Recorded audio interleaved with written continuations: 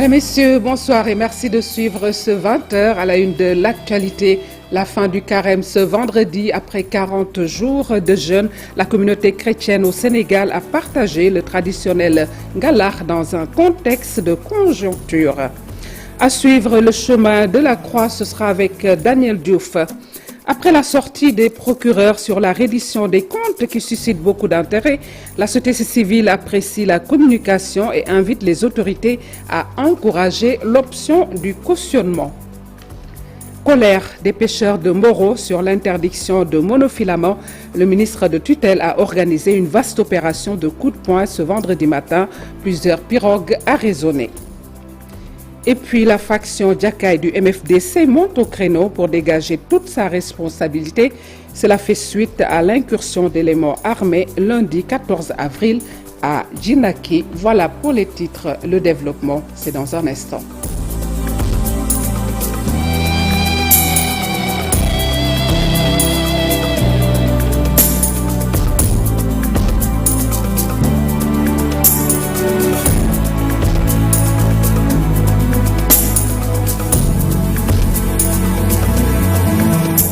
Bienvenue dans cette principale édition du soir. Ce vendredi marque la fin du carême, un moment de partage du fameux ngalar avec des musulmans. Cependant, la conjoncture actuelle freine la garniture de ce mets ô combien succulent. À Pikine, voilà une famille qui s'est ouverte aux antennes de TFM, nous dit Habib Faye.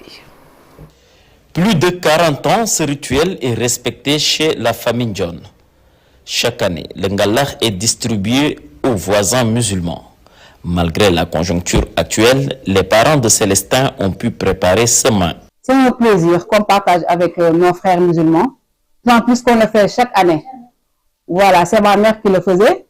Ça fait 40 ans qu'on le fait, donc c'est un enthousiasme de partager avec nos frères et sœurs musulmans. Ça doit être une joie, vraiment, la joie du cœur, le fait de partager vraiment le ngalar avec nos frères musulmans. Ça ne peut que nous réjouir, parce que c'est une famille entre nous et eux, vraiment. C'est une vieille tradition et vraiment ça fait toujours plaisir de voir ces moments-là arriver et puis de partager aussi le ngalar avec nos frères et sœurs musulmans. Exactement, moi, j'étais parti faire court quand même, mais bon, j'ai trouvé quand même que mes amis ont été déjà servis, parce que là actuellement on a presque fini, tout le monde a été déjà servi et on rend grâce. Albert éprouve du plaisir dans ce partage de nourriture. Ce matin, il était parti distribuer des pots et seaux de ngalar à ses amis. Nous faisons chaque année depuis des années, bien avant même ma naissance. Donc voilà, c'est quelque chose que nous faisons avec beaucoup de plaisir, très franchement, avec beaucoup de plaisir. Nous partageons avec tout le monde, même avec ceux que nous ne connaissons pas, qui nous disent tout simplement « Eh boy, nous voulons un peu de ngalar ». Et puis ça passe tranquillement. Et ça, c'est la conjoncture actuelle. Pratiquement les denrées sont chères, mais voilà, on se décarcasse et on essaie de faire plaisir. Parce que l'objectif aussi, ce n'est pas de pleurer quand les denrées sont chères ou autres, mais quand même de se décarcasser pour faire plaisir aux autres. Cheikh Diamé vient de se procurer son seau de ngalar. Il se réjouit de cette fraternité.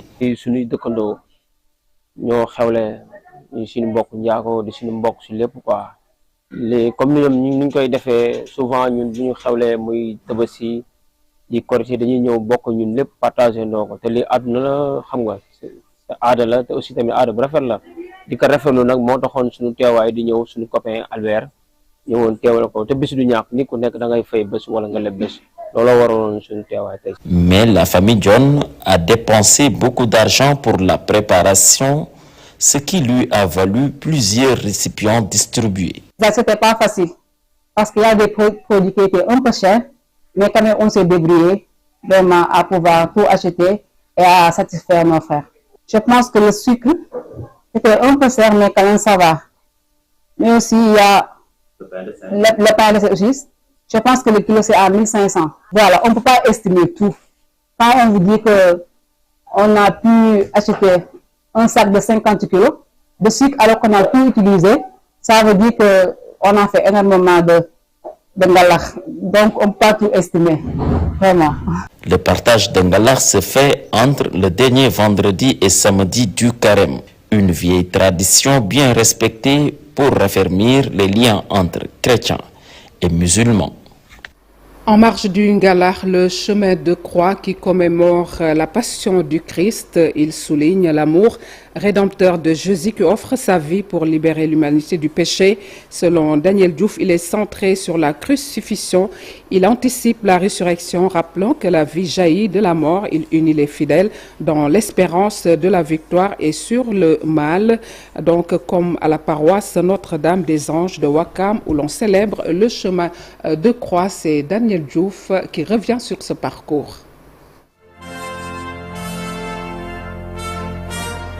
« 14 stations de la condamnation de Christ à sa mise au tombeau.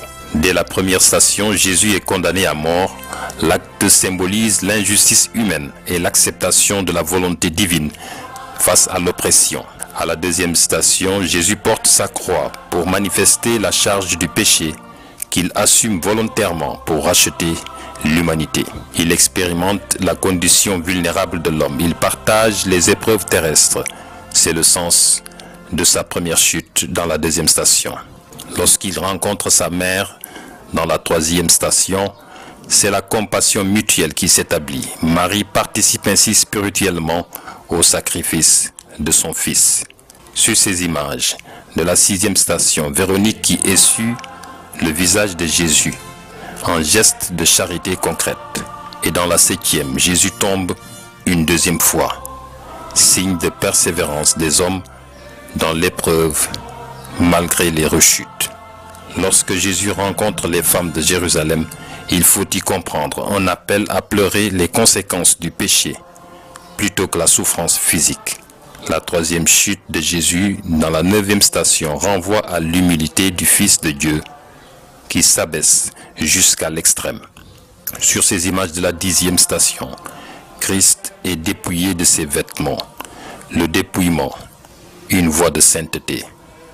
L'offrande sacrificielle scellée par l'amour accomplit les Écritures à travers cette 11e station où Jésus est cloué sur la croix.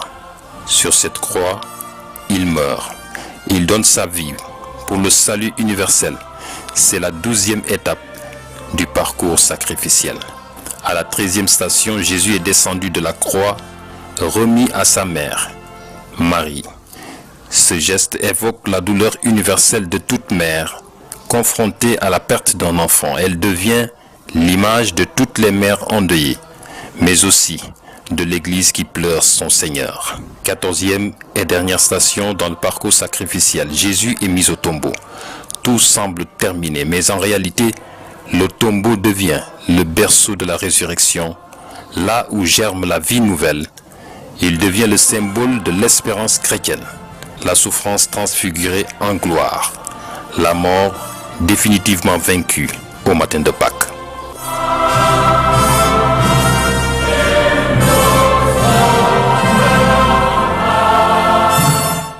Merci à vous, Daniel Diouf, et bonne fête de Pâques à toute la communauté chrétienne. Autre point de l'actualité, demande d'avis sur la troisième candidature du président Macky Sall. Le Conseil constitutionnel répond à Amadouba après que le député de PASTEF a adressé le 14 avril dernier une lettre à l'institution judiciaire. Voici le contenu, je cite. Par votre correspondance citée en objet, vous sollicitez en votre qualité de député de la 15e législature des informations relatives à une demande d'avis sur la possibilité d'une troisième candidature que l'ancien président de la République Macky Sall aurait soumise au Conseil constitutionnel. Cependant, les recherches effectuées au greffe et dans les archives du Conseil constitutionnel ne révèlent pas l'existence d'une telle demande d'avis. Fin de citation.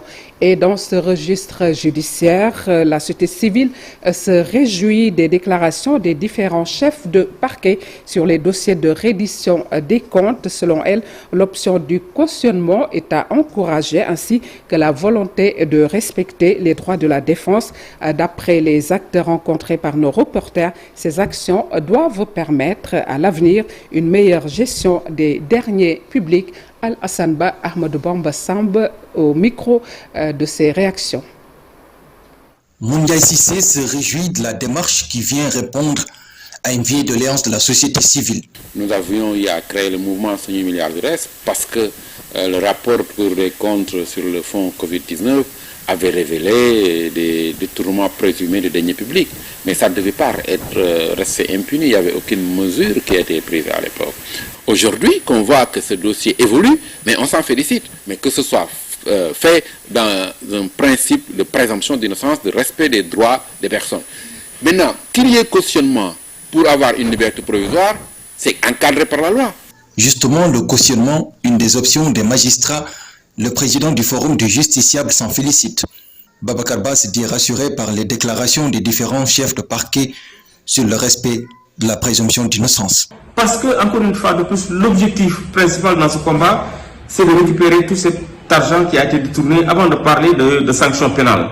Le respect de la présomption d'innocence et le respect des droits de la défense, c'est des principes fondamentaux qui aujourd'hui confèrent à la procédure pénale son caractère équitable, confère au procès pénal son caractère équitable. C'est le respect de ces principes-là qui aujourd'hui rend la justice vraiment crédible. Donc nous les encourageons au respect de ces principes. À ce rythme, selon eux, le Sénégal est bien parti pour montrer le bon exemple en matière de gestion des deniers publics. Si on continue comme ça, la transparence sera de mise dans ce pays. Il faut encourager cette réduction des comptes. Parce que je pense qu'aujourd'hui, il faudrait que les dirigeants, que les autorités comprennent qu'on ne doit pas jouer avec les deniers publics. Il faut en tout cas avoir un comportement vraiment responsable par rapport à la gestion de ces deniers publics. Je pense qu'aujourd'hui, il faut sanctionner tous ceux qui sont impliqués dans donc, le principe du respect du principe de la présomption d'innocence, mais également prendre des mesures afin qu'on ne fasse pas les sapeurs-pompiers, qu'on ne joue pas les médecins après la mort. Prendre des dispositions législatives, des dispositions et des mesures de correction de nos procédures administratives et financières et comptables afin qu'on ne puisse pas détourner aussi facilement les deniers publics.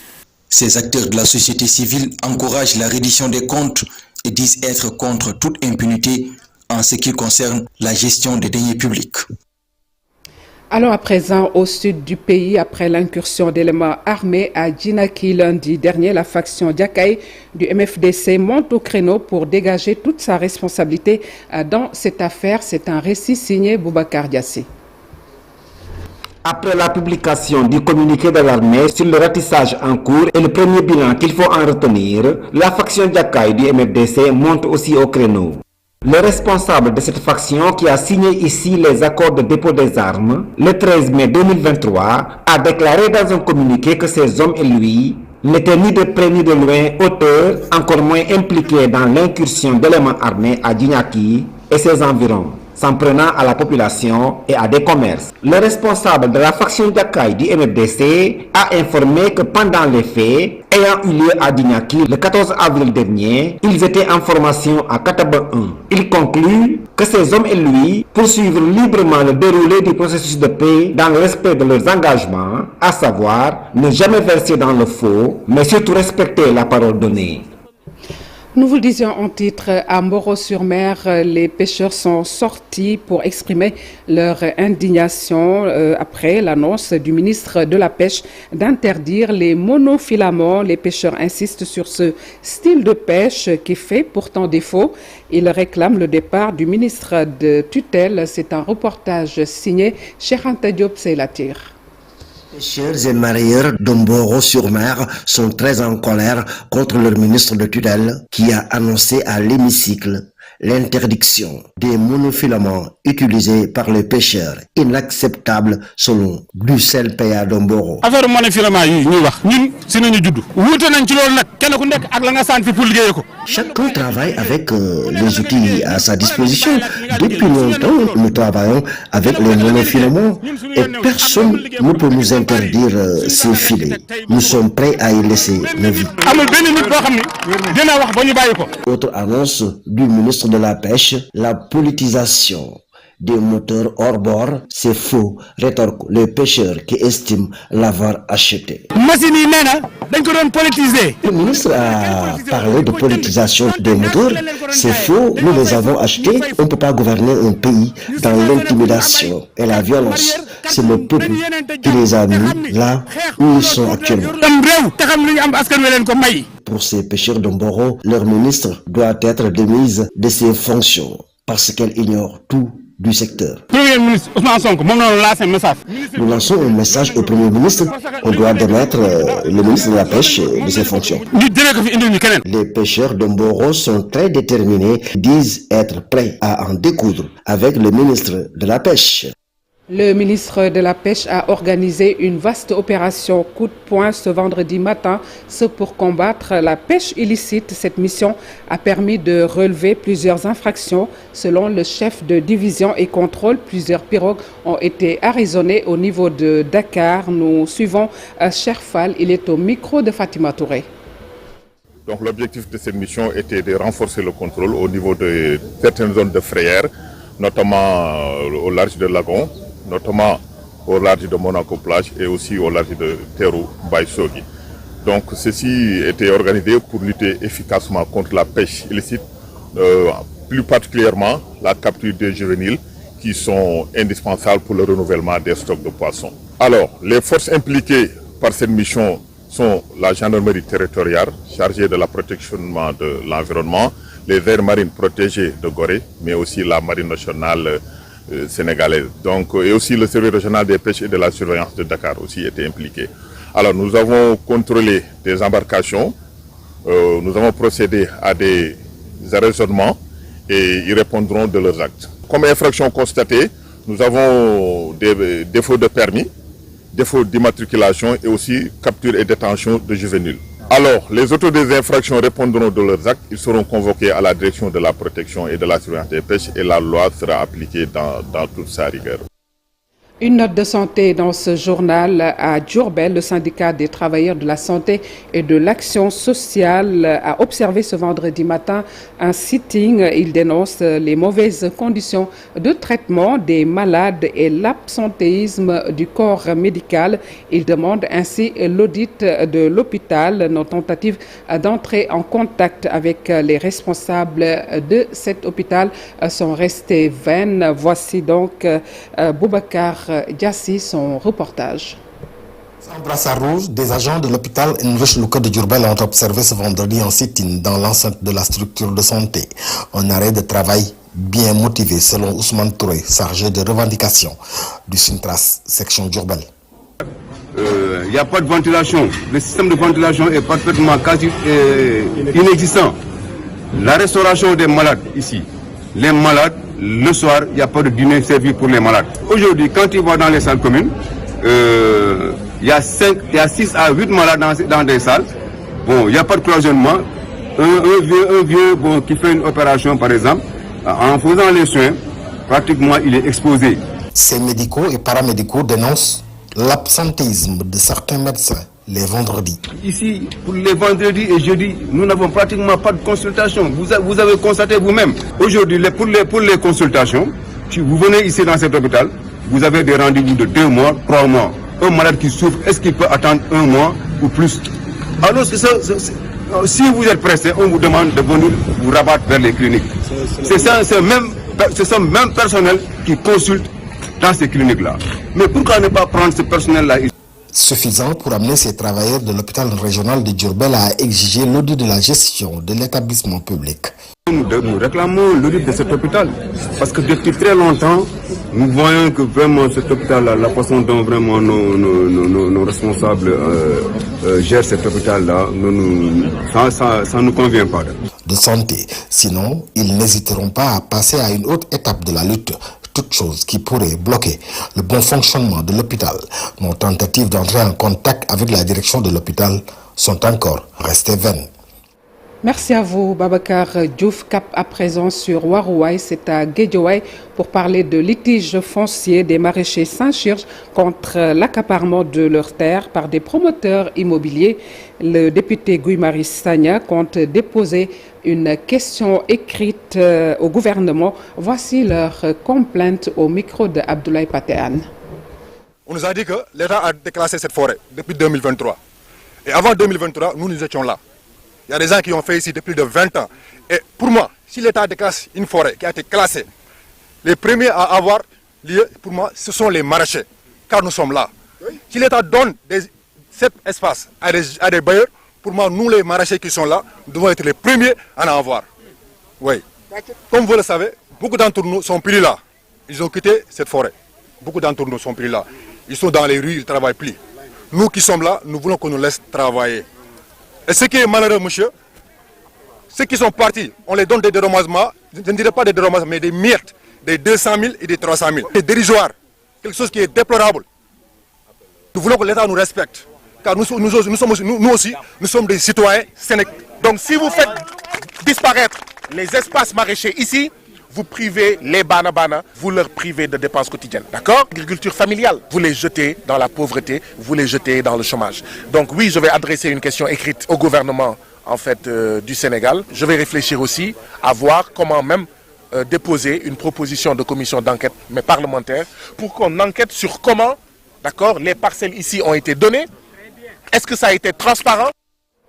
La DRFJ, délégation générale à l'entrepreneuriat rapide des jeunes et des femmes, compte renforcer la sécurité routière. 200 acteurs de la chaîne de valeur automobile seront formés dans un contexte où le Sénégal enregistre en moyenne annuelle plus de 5000 accidents de la route. Voici Dr Aïda Mbodj. Il est au micro de Abdou Diouf Diagne et de Ahmadou Bamba Samb. Le Sénégal est confronté depuis plusieurs années à une augmentation préoccupante des accidents de la route. Chaque jour, nos routes deviennent le théâtre de drames humains, de pertes économiques et d'une remise en question profonde de nos systèmes de régulation, de contrôle et de prévention. Les chiffres sont éloquents.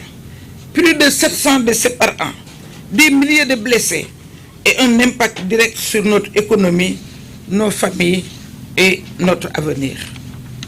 Derrière chaque accident, il y a souvent une défaillance humaine, technique ou systémique.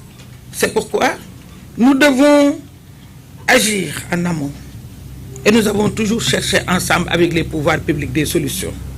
À travers la formation, la sensibilisation, le civisme routier et la mise en place des premiers secours structurés, accessibles et efficaces. Et c'est dans ce contexte que notre programme prend tout son sens. Former des mécaniciens, des chauffeurs, des vulcanisateurs, des professionnels de la chaîne automobile, c'est investir dans la sécurité collective. C'est faire le pari d'un changement de comportement, d'une élévation du niveau de compétence et d'une meilleure conscience des enjeux du transport sécurisé. La Banque islamique du Sénégal a lancé hier jeudi Ijara, un nouveau produit de financement 100% halal conforme à la charia, une alternative éthique au crédit de bail classique destiné aux entreprises, entrepreneurs et porteurs de projets, nous dit Biram Dour.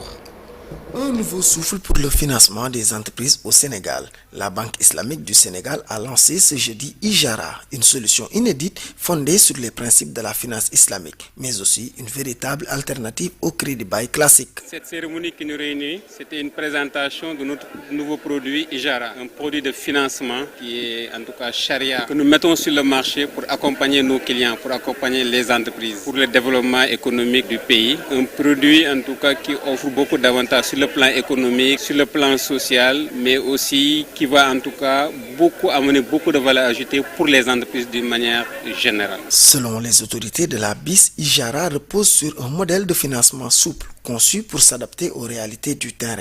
Un mécanisme conforme à la charia, pensé pour concilier éthique, performance et développement. C'est un contrat de location, produit qu'on a mis sur le marché pour renchérir notre offre de produits et services. On peut dire que c'est le crédit bail 100% halal. Donc la banque, par mandat ou bien intervention directe auprès de fournisseurs achète un bien qu'elle met à la disposition d'un client moyennant des loyers. Il s'agit d'un produit financier islamique encadré par les dispositions de la finance islamique. Il est destiné à tous les clients qui soient disposés de matériel d'exploitation, aux professionnels, donc les professionnels par exemple de la santé. C'est ce qui interviennent dans le domaine du BTP, les industriels. Donc ça permet en tout cas d'avoir du matériel dans le cadre de son activité et moyennant des loyers. La différence, on sait que d'habitude le crédit bail classique impose le paiement de l'assurance one shot. Nous, on a cette possibilité en tout cas d'intégrer ce paiement sur toute la durée du financement dans des conditions également qui sont alléchantes. Donc toutes les options sont possibles. Il y a une option d'achat à terme, moyennant un prix symbolique, donc négocié et connu d'avance aujourd'hui par le client. Il y a également une option où c'est la banque qui maintient le bien ou également peut le céder à un tiers. Avec Ijara, la Banque islamique du Sénégal, sous la direction de Mme Aminata Faïsek, confirme son engagement à promouvoir la finance islamique responsable. Une solution inclusive pensée pour l'avenir et dédiée à accompagner durablement tous les acteurs de l'économie nationale. Il faut noter que ce produit, c'est le résultat de beaucoup de mois, pour ne pas dire beaucoup d'années de réflexion, d'études, des allers-retours entre la banque et le conseil de conformité interne, qui est l'instance qui doit quand même homologuer nos produits islamiques. L'objectif, c'était de répondre aux besoins de nos clients, mais tout en mettant un produit qui est charia compatible, conformément à la finance islamique. À Ziguinchor, inauguration d'une morgue confessionnelle dans le village de Cabrousse. Le dialogue entre religions au Sénégal est bien mis en évidence dans ce département d'Oussy, nous dit Boubacar Diassi Lamine Mondjan. L'inauguration de la grande mosquée de Cabrousse dans le département d'Oussy aura certes été une bonne nouvelle pour les fidèles musulmans de cette partie du pays, mais c'est surtout la construction de cette morgue qui accueille aussi bien des musulmans que des non-musulmans qui aura retenu l'attention de tout le monde. Pour le contexte, c'est que notre papa était ici en 1971, chef d'arrondissement de Cabrousse. Dans le cadre de ses fonctions, il avait construit une petite mosquée pour permettre aux rares musulmans qu'il y avait ici de prier. Et quand nous sommes arrivés, nous nous sommes rendus compte qu'il y avait quelque chose à faire et nous l'avons réalisé avec l'aide de Dieu. La construction de la morgue m'a été suggérée par un chrétien de Cabrousse. Il m'a dit, grand, parce que c'est de ma famille, hein, nous avons besoin d'une morgue. Je lui ai dit, bon, on va faire la morgue. Et on a fait la morgue en 3 mois, on l'a équipée. Mieux encore, cette morgue est disponible pour l'ensemble des villages environnants, y compris ceux de l'autre côté de la frontière bissau-guinéenne. Alhamdoulilah, si tout le monde utilise la morgue, parce que c'est ça notre souhait, c'est ça l'objectif que nous visions.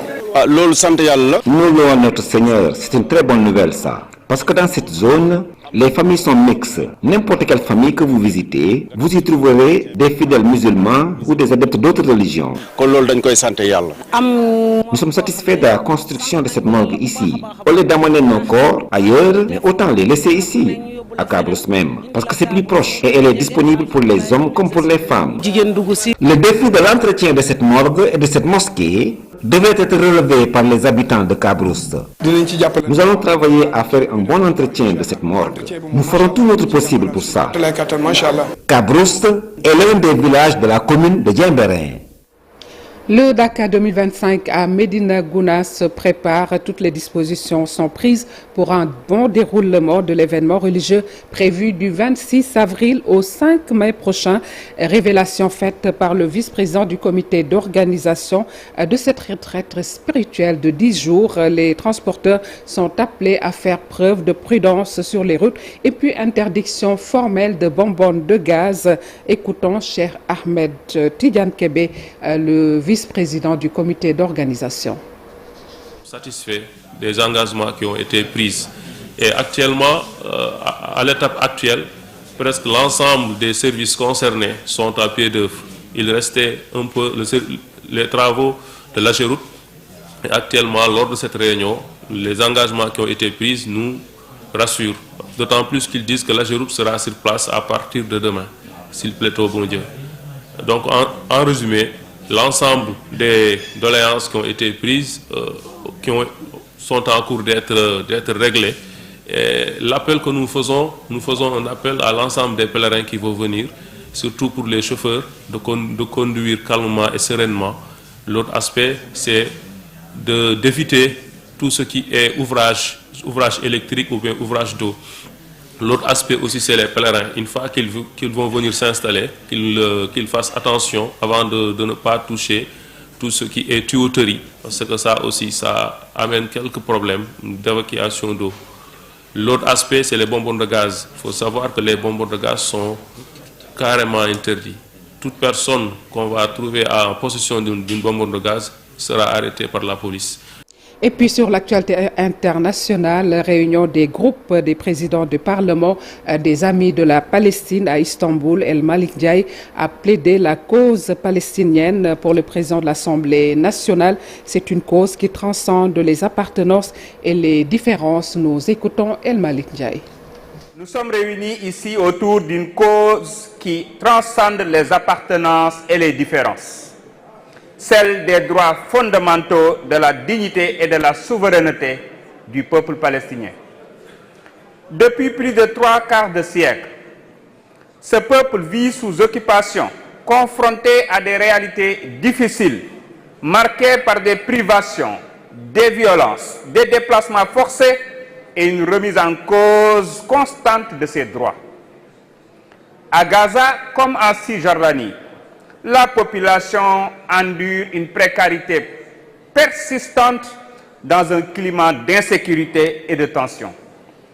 À cela s'ajoute le manque d'accès des mécanismes internationaux aux territoires concernés, ce qui freine toute évaluation indépendante de la situation sur le terrain. Pourtant, de nombreux rapports d'experts, d'agences onusiennes et d'organisations de la société civile ont mis en évidence l'impact profond des politiques en cours sur l'équilibre humain, social, économique et culturel dans les territoires palestiniens. C'était là le président de l'Assemblée nationale, El Malik Ndiaye, à la tribune pour la cause palestinienne qui s'est tenue à Istanbul, en Turquie. Voilà qui met fin à cette édition. Merci de l'avoir suivi. C'était une réalisation de Ibrahim Khan, aux mallettes El Haj Malik Tok et Pape Diakhaté. Merci de l'avoir suivi et excellent week-end. Pascal, à toutes et à tous. Au revoir.